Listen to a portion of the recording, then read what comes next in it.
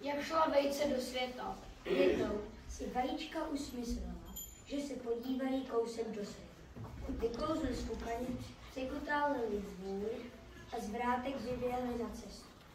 Jdou a potkají rosu. Kempek vajíčka. Nelíbí se nám sedět v pukani, chceme vidět kousek světa. A kam jdeš ty? Uletěla jsem k hospodyni. Nechci zítra sedět na místě se synem. Víte co, vajíčka, já půjdu do světa s vámi. A šli. Napřed vejce, za nimi husa. Potkali psy a líky. Kam jdete, kamarádi?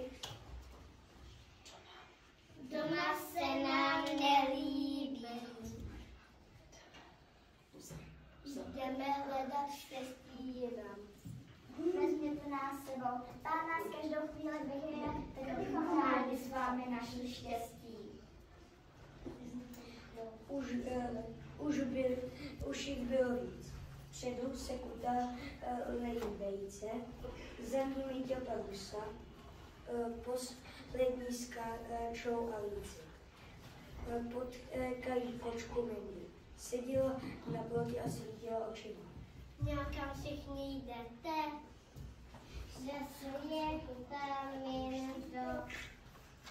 Neslyšeli taky kočičku.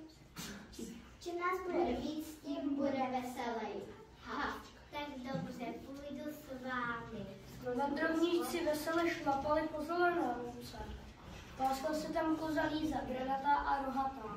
Ne, tam nás tak veselou. Dusmějete ze štěstí. Není ti tady smutno, Lízo? Je.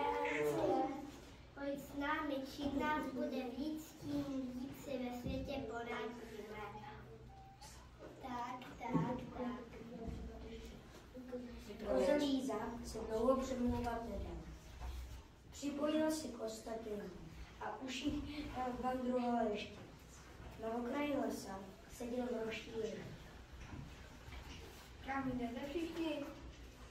Tam nás nohy zanesou, bodlinko. Doma se nám nelíbilo. Jdeme hledat štěstí jinam.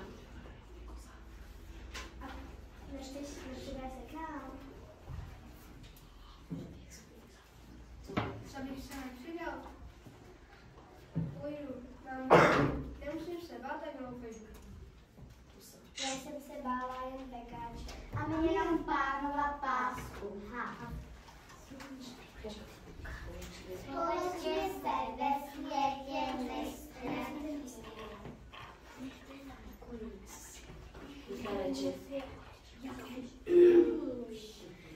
Vandrovníci šli lesem celý den a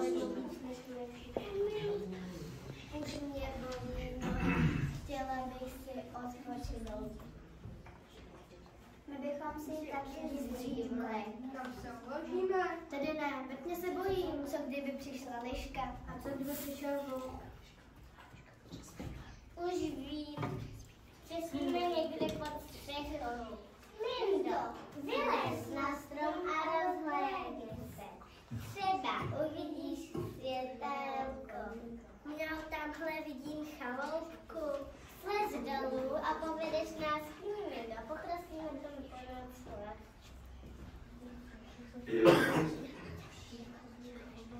Kočka se hned Vajíčka byla nejmenší, ale hlavy měla nejchytřejší. Kočka se posadila koze Líze mezi rohy, svítila očima do tmy a ukazovala cestu. Zanedlouho vyšli z lesa na paseku s pěknou chaloupkou. Zvířátka nahlédla oknem a uviděla 3 loupežníky, jak sedí kolem stolu a rozdělují si dukáty.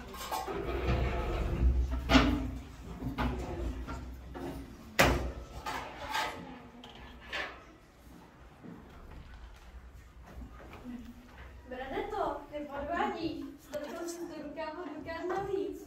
Že podvádím? To podvádíš ty, střepato.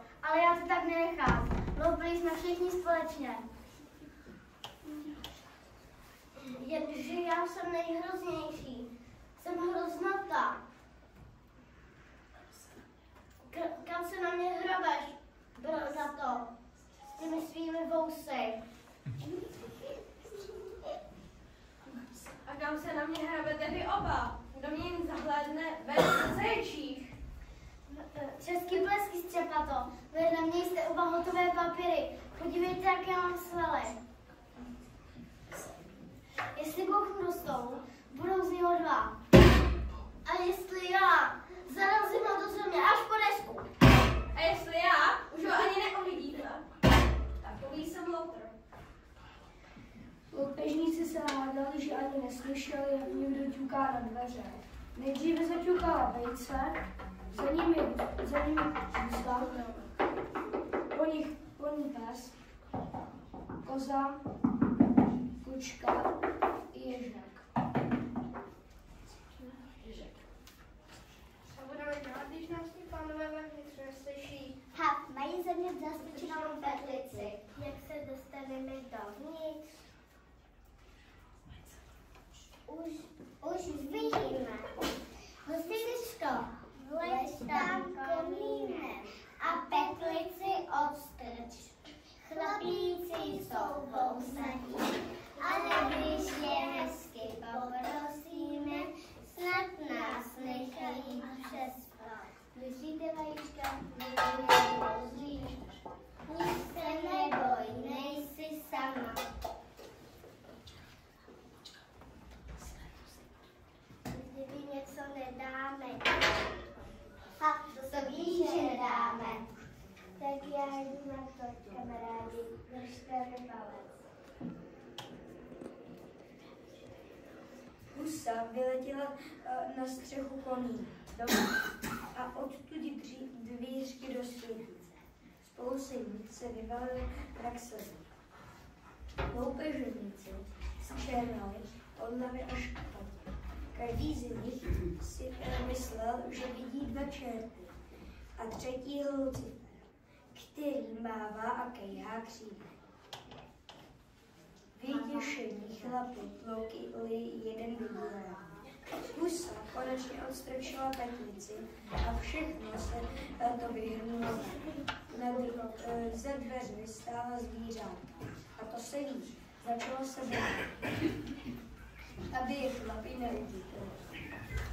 Koza se ohážela rohy, jak vidíš, dnes a jít kučka dráve, žitky daleko, koštík země. Jen lehká vajíčka seděla v bezpečí na okapu a povzduší.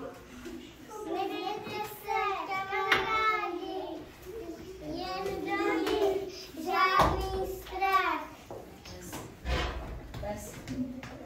Hurá, naděj! To bolí. Nevíte mě, pán svět, já už budu hodný. No, tu máš. Au, víckrát nebudu lopit, nebudu se padát dolej.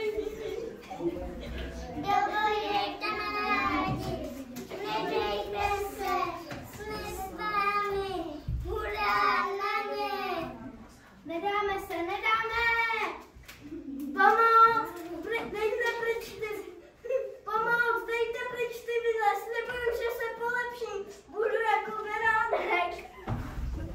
Loupežníci si mysleli, že se na ně za jejich zlé činy sesypal pytel rarafu. Utíkali pryč a pryč. Chaloupka zůstala prázdná a tak se do ní nastěhovala zvířátka. Jednou se kozalice vrátila z trhu v městečku, kde byla prodávat doma vyrobené sýry.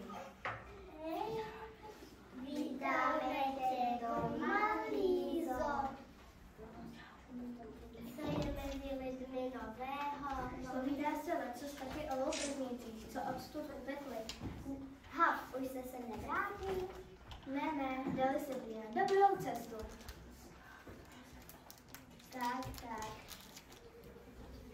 A co jaké dobré cesty dělají? Jenom si představte. Hrozna to dělá přes ruce. Střepote podobného a bredeva je hajný. a ovce ještě možná dnes vesele spolu hospodaří. Vejce, úsa, koška, kožděza, ježek a psy. Že se mají rádi, dobře se jim daří.